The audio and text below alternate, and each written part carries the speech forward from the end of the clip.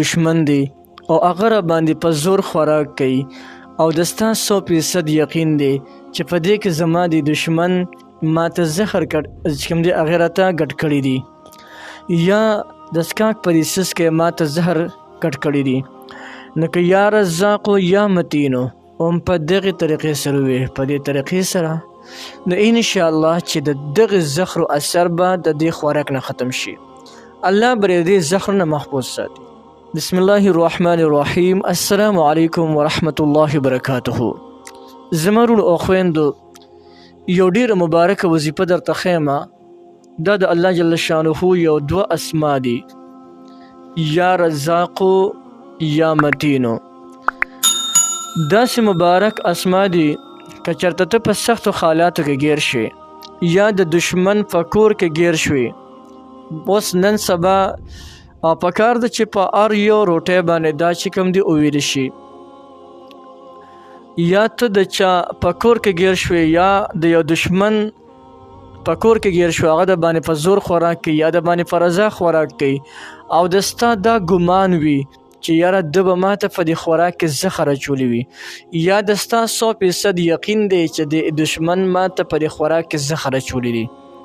اوس که دا خوراک نه کوم دې نه بغیر مې ولي وجنې مې په هرې طریقې سره یې وجنې مې او که خوراک کوم اومم زه چې کوم دې مړ کېږم نو ګورئ تاسو د ټولو اول چې په کم یو خوراک باندې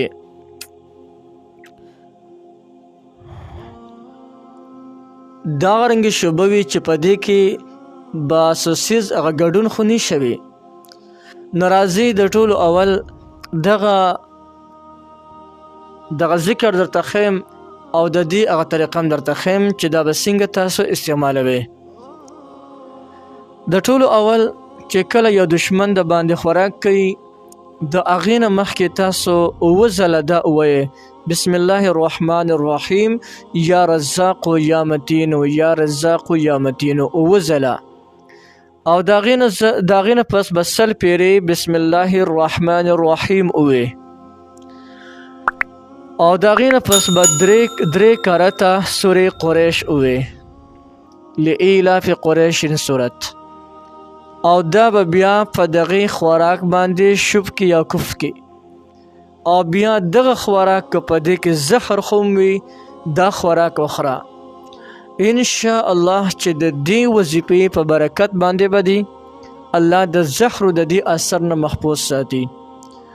کامل یقین او کامله بروسه به دی په الله باندې وي دا پکې شرط دی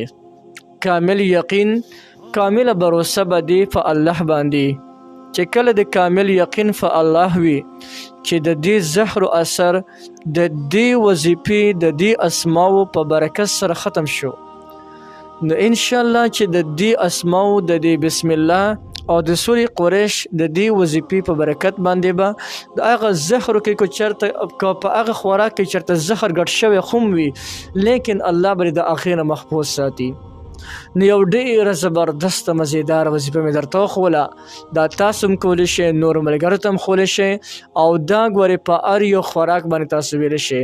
که د څښاک څیز وي که د خوراک څیز وي که چېرته کې یو کس په تاسو باندې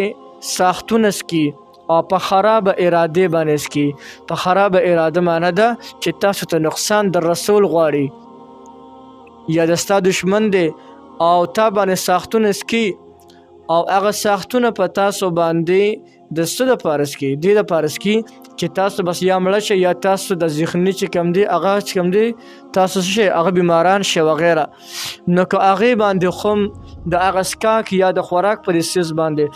دا وظیفه او دا اسما او دغه بسم الله الرحمن الرحیم دا پې باندې وکړئ انشاءالله د هغې اثر به خو الله جل شانه ختم کړي